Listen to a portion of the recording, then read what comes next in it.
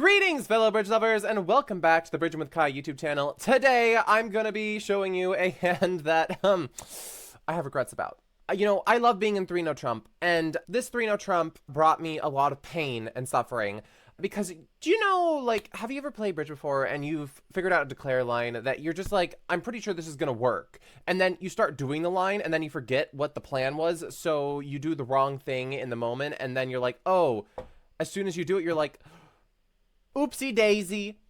So that's what happened to me on this one. We're gonna get into it, but first I just wanted to say, y'all, we are increasing in subscribers like so quickly. We are at 640. We were only at like 620 last week, so thank you so much for all of your support. And well, if you haven't done so already, why have you not subscribed yourself? Okay, so please don't forget to like this video and subscribe real quick, but you can always wait to the end to see if you actually like the video first. All right, I think it's time to get started on this hand. Let's go through regret lane.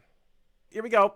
All right, you're playing at a sectional in an open Swiss game. You are playing 2/1. Oh, look at me. 2/1. It's not strong diamond. It's 2/1. Ho ho ho! Isn't this great? The auction starts out from your partner 1 diamond. It goes 1 spade, and you're like, oh, this actually looks kind of nice. Now, there's 2 options here. You could say, well, I have 4 hearts. I want to show partner I have 4 hearts, so I'm going to double. Or I can pass, and I can try to play in 1 spade doubled. Now, no one is vulnerable. So it's not like they're vulnerable and it's very clear to just pass this. I mean, I could want to play 1 spade doubled here. I just thought it was the very beginning of the day. So I felt like, you know what, let's just do a normal action. Let's double ourselves. Let's do a negative double. Let's show our 4 hearts. And it goes pass, 2 clubs from partner, and then it comes back to you and you're like, I can't get him for 1 spade doubled anymore. Partner comes back with a bid that I don't particularly like at all. 3-no trump, right? And this is not the action that I regret. We'll get to that in a moment, but 3-no trump. Pass, pass, pass. And the reason why I have 3-no trump, sure, I do have a 10 count, and partner is technically could only have a 12 count, but we're playing imps, right? I just throw out a 3-no. I've got a great spade suit here that is behind their spades, and I'm not looking to set it up. I just know that it's going to cause them problems. They're going to have a lot of rings to jump through in order to set this contract. Also, I do have ace 10 4th of hearts, so if they ever decide to play on hearts, there's potentially 2 stoppers there. Now, let's get into the play of this hand.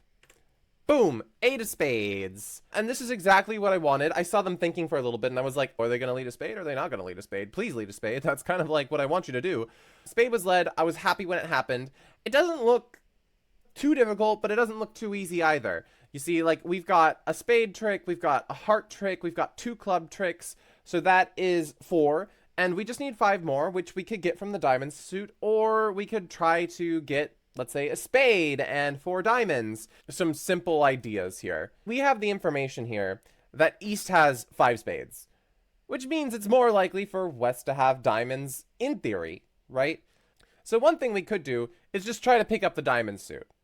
And the way to go about this probably is just try to pick up the diamond suit for no losers. Just take 5 diamond tricks. And the way you could go about this is probably spade, queen, ace, and then you just play the jack of diamonds out of your hand. They cover, goes ace, and you play a heart back to your hand. You win the ace, and then you just run the 8 of diamonds. And the point is, if the 10 is onside and the king is onside, then you just take all the diamond tricks. That's a very simple way, and at this point you can count that you have 4 tricks already taken, and you have 3 more diamonds to take, including the 9 of diamonds that just got put on the table and the 2 clubs. So that's a way to get to your 9 tricks that you need. But if we go back here, I'm kind of spooked out by that prospect, because you need the king and the 10 to be onside. If it doesn't work, you're just really, really threatening your own entries, right? Like, you're committing to the entire bit because you lack entries. And I like to take lines that have a lot of flexibility to them.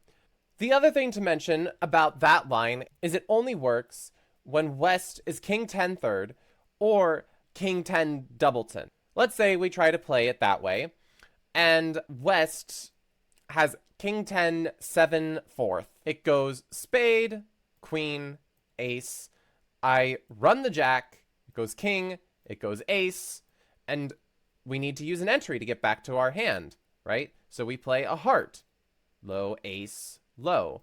And now we try to run the 8 of diamonds. Now what happens? They cover with the 10, queen, show out, and you're like, uh-oh, I have no entry to get back to the south hand. And now, unfortunately for us, the 7 is going to promote. And if we try to set up another diamond trick, you're out of luck if things don't work for you, because now they can cash possibly 3 hearts and a spade trick for down 1. And there's also other scenarios where you're going to be pretty sad if you play the diamond suit this way. Another scenario where you might be sad is if West holds King Singleton of diamonds. Now, granted, this isn't particularly likely, because East then would have 4 diamonds on top of their spades. It's not impossible, but here's what would happen. Goes spade, queen, ace, you run the jack and the Singleton king, boom. And now the same kind of thing happens here. You play a heart back to your hand, and now you see them show out. Oops. There you go again. Now you're back in the same position where you potentially have a bunch of losers off the top. So I didn't feel like committing to this bit in the very beginning is all I'm trying to say. So what I thought was, hey, what if I find a line where I get 4 diamond tricks, 2 spade tricks, a heart, and 2 clubs? Doesn't seem unreasonable, right? Let's say it goes spade to the queen, ace. And I think what I eventually came up with, the best way for me to pick up the diamond suit for only 1 loser, was to start by playing a diamond to the queen, that one, and then in order to maintain as many entries as possible, I play a diamond back to the jack. And if East did show out at this point, I would then be able to finesse the 10 if West had 10 fourth. But also, it splits 3-2, so I know that I've got my diamond tricks. But then I realized I had another problem. I hadn't set up my spade trick yet. And when they return another club, uh-oh, there goes another entry. So I don't have entries to set up spades, and I'm still stuck with only having 3 already, plus the 3 diamonds there, the king of clubs and the ace of hearts. We're still only at 8 tricks. So I had to be like, okay, where is this last trick coming from? Because it ain't coming from spades. I don't have enough entries to do that. So eventually, I decided, well, it's going to have to come from hearts and a miss defense, because if you try to lose 2 hearts to make your 4th heart good, what's going to eventually happen is they're going to be able to play a club, knock out your king, and then the clubs could run. And if you're going to duck hearts twice, you can't duck a club as well, because that's 2 losers, plus the need to, like, duck a club so that the clubs don't run, plus the king of spades that's ever looming on top of you, and you've already lost one. So, like, in theory, it's not going to work. But it's my best chance, because there's, like, literally nothing else here for me. And it's not like I can play out the diamonds, because I still don't know really who has what, except East has 4 more spades. And I don't want to keep my king of clubs stranded up there. I want to be able to cash that after I've cashed my diamonds and set everything up. So what I decided to do was, I'm going to try to set up hearts, and I went heart, and it went king. And I'm like, oh, this is great. I can set up my heart suit now. This is awesome. We're great now because we can set up our heart suit. The plan is working. And this also implies that East has king, queen of hearts. But I fumble the ball. I played the ace of hearts. But how is this fumbling the ball? Aren't aces supposed to be taking kings? You're about to see why I fumbled the ball here. Because, once again, entry problems strike me. Because they can cash out, right? And then they play the spade, and then they exit a club. And now what happens? I've got the king of clubs, I've got the ace of diamonds, the 9 of diamonds, and the 4 of diamonds. I've also got the 10 of hearts, which is good in my hand, but I cannot get there. I cannot get there. So it goes club, king. So they play the queen, and I have to play the king, because if I let them win the queen, I'm just done. And I just have a club loser. There's nothing I can do about it. So I regret this hand. And the reason is, I can make it. Now, sure, the king 10 third of diamonds is on side, and that's not what I regret, because I already disregarded that. I didn't want to commit to that. The thing is, I had this plan in my head to set up the hearts. And I knew I could do it. I knew I could do it. And the layout is actually perfect for it. Because when they play the King of Hearts, I need to duck. I need a duck. And the reason is I need the entry. The Ace of Hearts is the entry to the last heart trick that I'm attempting to get. So, of course, they're good players. They're going to play the Queen of Clubs, right? They're going to start setting up their tricks. And what I have to do at this point is win the king, because if I duck, now they're just going to get too many tricks when they set up a heart. And like now they're either going to get a club and a heart or a spade and a heart. There's no way for me to avoid this, because if I just try to set up one more trick, then, right, like they just cash. I'm down. But what I need is the prayer that when it goes king, right, it goes heart, and they insert the jack, and it goes low.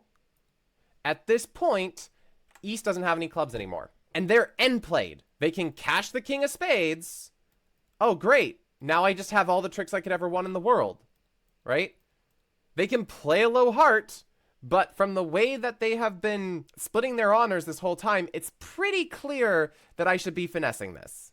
Now, it probably would have been a much better play, instead of them playing the jack, to play the queen, because then they might think they're splitting from king-queen. I don't think I'm going to fall for that. The other thing is that if they play low, this is also really scary, because now I have to play the 10. And West could still have the jack here from my perspective. And in that case, the clubs just run, but there's many scenarios where the clubs just run anyway. So the defense still at this point could give me grievances, but eventually I would have to decide to play the 10, because this is all I can really play for at this point. Because I need to set up the heart, I need to maintain the entry, playing the ace isn't going to get me anything. So at this point, I should have just committed to this bit and maintained my ace of hearts as an entry. So this is what I regret, is that here at this point, instead of playing low, I played the ace, I killed my entries, and I'm sad. I'm very sad. Now, what else should I be sad about here? Because there's something just so much more simple here, y'all. So much more simple.